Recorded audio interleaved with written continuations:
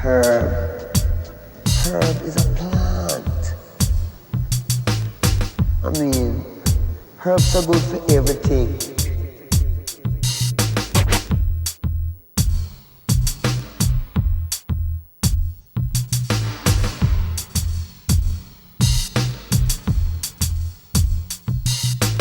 Herb.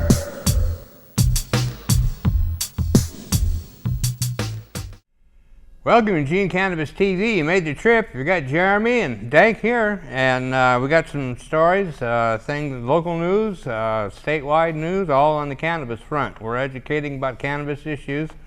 That's what we do in this show. I got some quick notes here, some announcements. We've got the website up. This is growers2patients.net. We're getting some traffic, but not a lot of people using it yet, so we're trying to get the word out. If you are a grower and looking for a patient, or if you're a patient or looking for a grower, or anybody in between, go to that website. It's absolutely free, and sign up and get on that website. There's forums that you can communicate. It's a tool, so use it. Fundraisers. We have our T-shirts back that I had a couple weeks ago, and then forgot to bring them in. You'll see them there on camera in the background. These are T-shirts that I've used on the show off and on, some shirts that I've had, and so we're make a donation for the Hemp Fest. If you'd like one of these shirts, get a hold of us. Send an email to dankbagman@hotmail.com. And let's see, then there's the Hemp Fest. We're also working on producing a fundraiser. So we'd like to do a talent show. So if you have an idea of a venue, if you know of anyone that'd like to help produce it or enter the event, please let us know. Our last volunteer meeting was great. We had about a dozen people show up, and we had a great meeting. It was good to see everybody again. Most everybody there was hands from last year, ready to help again, and then 3 new faces. So our next meeting is February 15th. We'll be letting you know on the location, but that's February 15th, so put it in your calendar. It's always the 3rd Saturday of every month. So let's get into our stories, and this is a great one to start off with. I don't always trust this guy when he says stuff, especially about marijuana, but it is sounding good. The headline, this is from NPR, nationalpublicradio.org, in the blogs website. Obama, marijuana is not more dangerous than alcohol. He's been saying that for a while. Yeah. The New Yorker has just dropped an extensive profile of President Obama by David Remnick, who wrote a major book on the president published in 2011. It's nuanced and touches on issues like gay marriage and Israel and Palestine. But Obama also drops this bombshell about marijuana. I don't think it is more dangerous than alcohol. Obama goes on to add more nuance to the statement. Here's the context for the statement. When asked Obama about another area of shifting public opinion, the legalization of marijuana, he seemed less eager to evolve with any dispatch and get in front of the issue. As has been well documented, this is a quote, as has been well documented, I smoked pot as a kid, and I view it as a bad habit and a vice. Not very different from the cigarettes that I smoked as a young person up through a big chunk of my adult life. I don't think it is more dangerous than alcohol. Is it less dangerous, I asked? Obama leaned back and let a moment go by. That's one of his moves. When he is interviewed, particularly for print, he has the habit of slowing himself down, and the result is a spool of cautious lucidity. He speaks in paragraphs and with moments of revision. Sometimes he will stop in the middle of a sentence and say, scratch that, or I think the grammar was all screwed up in that sentence, let me start again. Less dangerous, he said, in terms of its impact on the individual consumer. It's not something I encourage, and I've told my daughters I think it's a bad idea. A waste of time, not very healthy. What clearly does trouble him is the radically disappropriate arrests and incarcerations for marijuana among minorities. Middle-class kids don't get locked up for smoking pot, and poor kids do, he said. And African Americans and Latino kids are more likely to be poor and less likely to have the resources and the support to avoid unduly harsh penalties. But he said we should not be locking up kids or individual users for long stretches of jail time, with some of the folks who are writing these laws have probably done the same thing.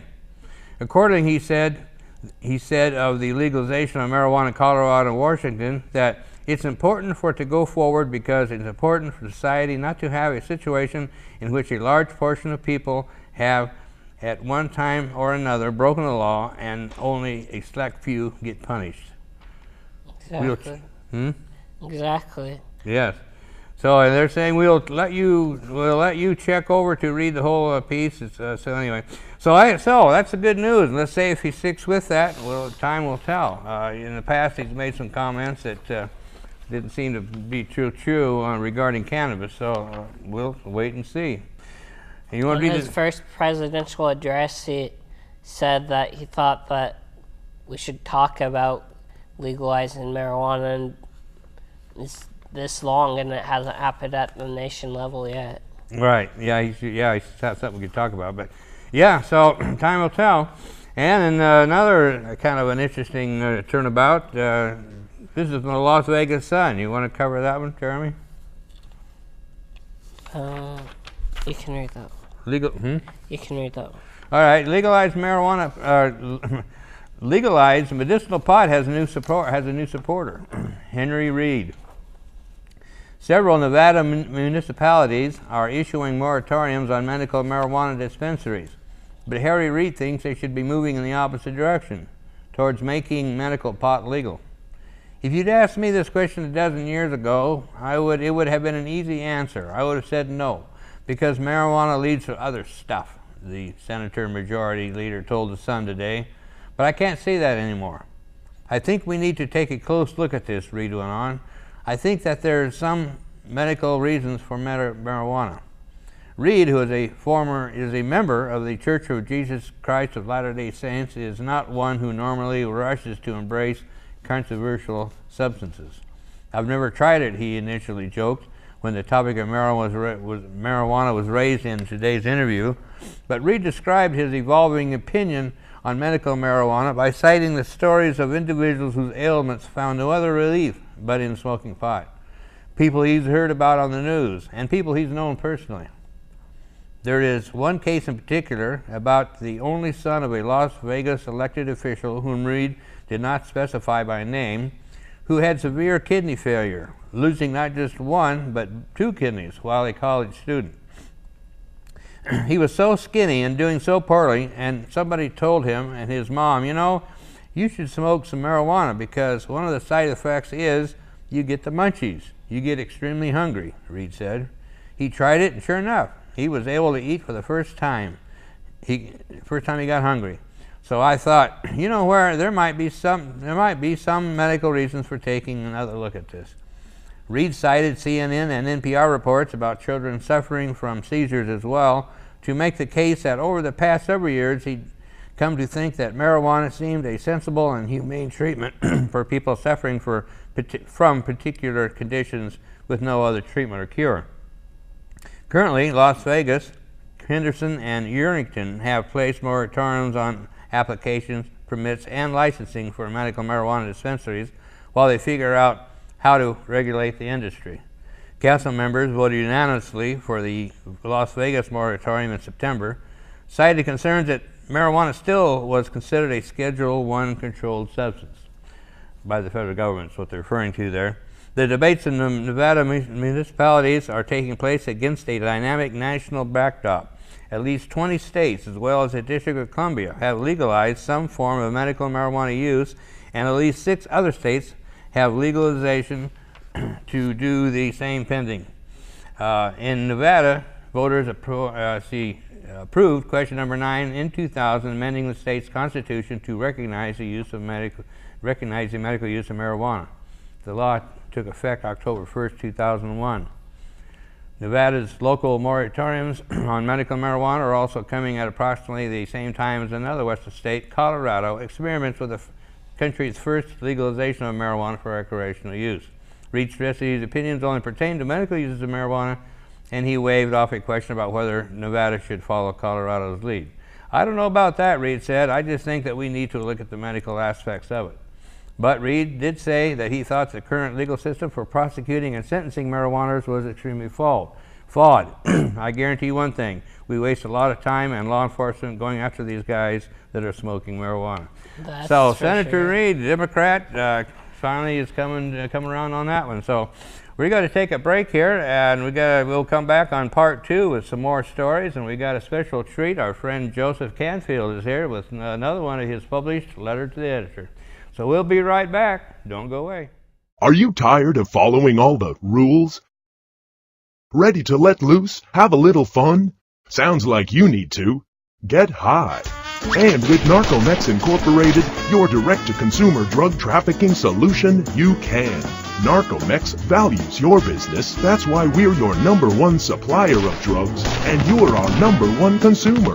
These billions can't be wrong. We work hard for your business and have killed not 1, not 2, but 3 Mexican police and 2 journalists just to keep you high with that very joint. Why, our commitment to keeping you supplied has killed over 17,000 people right next door. Traffickers, soldiers, journalists, prosecutors, you name it. We're that passionate about your business. We've even begun to destroy some of your favorite tropical beach destinations. Because if you smoke enough at home, you don't even need a beach. But don't legalize it or grow it at home. Let us do the work for you. Sure, consumers boycotted evil companies, but there's no need to boycott Narcomex Incorporated, your direct-to-consumer drug trafficking solution, also offering heroin, meth, and cocaine. Narcomex Incorporated. Live a little, and forget others won't.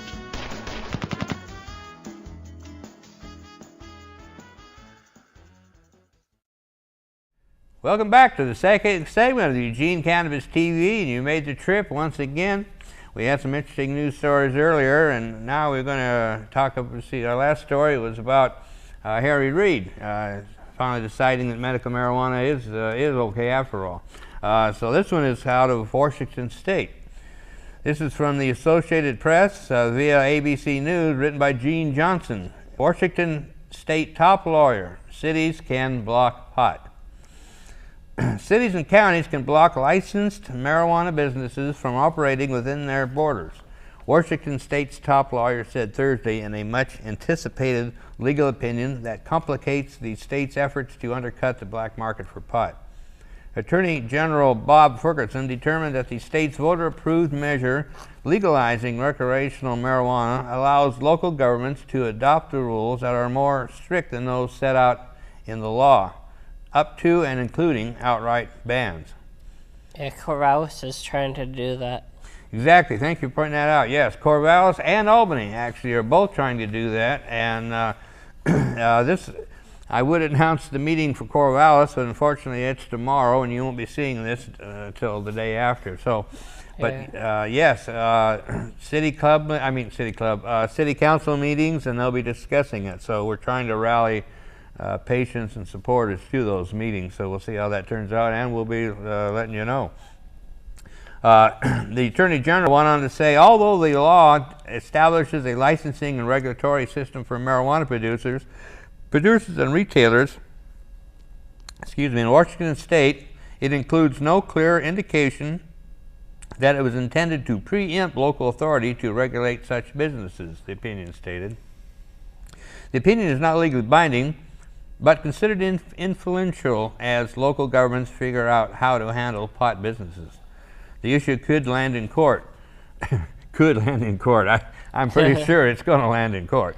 Some applicants for marijuana licenses have indicated they plan to sue if they're granted licenses from the state and then get barred by state authorities from doing business. So one possible outcome of such lawsuit could be that the state's pot regulation scheme being invalidated on the grounds that it conflicts with federal law banning marijuana, even though President Barack Obama's administration has given states permission to experiment with marijuana regulation. Washington's Liquor Control Board, which oversees the new pot industry, requested the legal opinion and was hoping the answer would come out the other way. Board members have been worried that local bans will restrict access to legal marijuana and make it difficult to funnel pot users into the regulated taxed market. In a conference call with reporters, Ferguson said drafters of the measure could have, in a single sentence, addressed this issue. The lead author of the measure, American Civil Liberty Union of Washington lawyer Allison Holcomb, bristled at that contention. The initiative explicitly and specifically gives the Liquor Control Board the task of providing adequate access to licensed sources to discourage purchases from the illegal market, Holcomb said. It is hard to see how allowing cities and counties to ban stores does not directly conflict with this provision of the state law. Exactly. Some jurisdictions, including in unincorporated Pierce County, Lakewood, and Wenatchee, have effective bans on pot businesses because their local ordinances require businesses to follow state, federal, and local law, and marijuana remains illegal under federal law. Nearly 36 of the state's 75 largest cities, from Redmond to Pullman, have adopted moratoriums of up to a year on marijuana businesses, according to a recent study by a Seattle-based marijuana think tank called the Center for the Study of Cannabis and Social Policy. Some have been dropping these temporary bans as they adopt zoning regulations for pot-regulated businesses. By contrast, in Colorado, the only other state to approve marijuana for recreational use by adults over 21, the law expressly allows local governments to adopt bans. Large swaths of the state have opted out of the legal pot regime, including Colorado Springs, the state's second largest city. Stuart Estes, a private Seattle attorney who has been enlisted to represent Pierce County, said should it be sued over its pot business ban, said Ferguson's opinion was well reasoned and stood for the unremarkable proposition that cities and counties can regulate illegal activity in their jurisdictions. The only problem with that is it's not illegal activity. Exactly. It's been voted in. Right. Exactly. So, yeah, it's going to be an interesting court case. I'm no legal, I don't speak legalese, but I would think that shouldn't be too big a problem. It says lawmakers are already working on a couple of approaches for boosting access to legal pot. Under one bill introduced in Olympia, cities could lose out on their share of liquor license revenue if they don't play ball with pot businesses. Another measure attempts to lure these cities into allowing the establishments by promising them a slice of excise taxes on marijuana sales. Legal marijuana sales are expected to begin in Washington in June or July. Wow, interesting, June or July. I heard it was going to be March, but apparently they're not quite ready. So yeah, that's the thing I've been saying. You know, they say this it's legal in in Washington, but technically it's not legal yet because you cannot possess it unless you buy it in a state store, and they just now said the state stores won't be open until June or July. So cannabis amnesty box at Colorado Airport. Visitors to Colorado who find themselves with cannabis left over are being invited to leave it in an amnesty box at the airport after the drug was legalized in the state on January 1st. An airport in Colorado has introduced cannabis amnesty boxes in which departing passengers can dump their drugs before leaving the state. Colorado Springs Airport set up the drop boxes weeks after the state became the first in the United States to legalize sales of cannabis to the general public for personal use. The drug cannot legally be taken out of Colorado and is still prohibited at the state's airports. Officials have been encouraging users to dispose of their cannabis before reaching the airport or to leave it in their parked cars for their return. However, some users have been unaware of the rules and found themselves in possession of the drug shortly before boarding flights. It is found during the airport screening process. If it is found during the airport screening process, then the police are called and those in possession face a fine. Colorado Springs Police Chief Pete Carey said the amnesty boxes would allow people to dispose of their cannabis without a penalty, rather than having to go outside the airport and missing their flight. The drugs left in the boxes will be destroyed. That's a shame. They should really donate it all to medical people. They won't do that though, because they always say that they can't reuse confiscated pot because they don't know how it was grown, how it was processed, or anything about where it came from. So therefore, if they didn't steal it from the stores to start with, then they would know everything. Yeah.